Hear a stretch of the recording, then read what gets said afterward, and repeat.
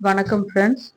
கடையில் வாங்குற மாதிரி வீட்லேயே சிக்கன் ஃப்ரைட் ரைஸ் எப்படி பண்ணலான்னு பார்க்கலாம். ஒரு அகலமான பாத்திரம் வச்சுக்கோங்க. அதில் 2 முட்டை சேர்த்துக்கோங்க. அதை லைட்டாக உடைச்சி கலந்து விட்டுக்கோங்க. ரொம்ப பொடி பொடியாக பண்ண வேண்டாம். கொஞ்சம் பெருசாக இருந்தால் ரைஸோடு கிடைக்கும் போது நல்லாயிருக்கும். அதுக்காக கொஞ்சம் பெருசாக சேர்த்துக்கோங்க. அதுக்கப்புறம் ஒரு பச்சை மிளகாய் ஸ்லைஸ் பண்ணிக்கோங்க, அதையும் சேர்த்துக்கோங்க.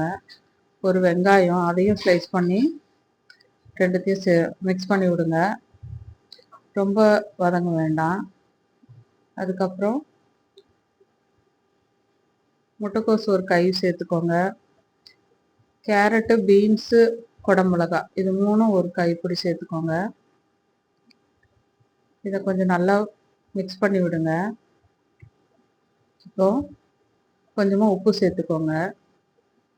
நம்ம ரைஸ்லேயும் தனியாக உப்பு போட்டு வேக வச்சுருக்கோம். அதனால் இந்த காய்கறிகளுக்கு முட்டைக்கு தேவையான அளவு உப்பு சேர்த்துட்டு நல்லா வடித்து ஆற வச்சு உதிராக இருக்கணும் ரைஸை சேர்த்துக்கோங்க. அதுக்கு அப்புறம் ஒரு ஸ்பூன் சோயா சாஸ் சேர்த்துக்கோங்க.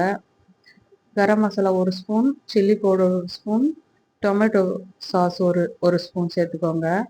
இதையும் சேர்த்து நல்லா ஹை ஃப்ளேம் வச்சுக்கோங்க, குறைக்காதீங்க.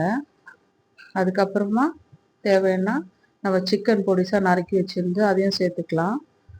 சிக்கன் இல்லாமலும் செய்யலாம். எக் ரைஸ் நல்லாயிருக்கும்.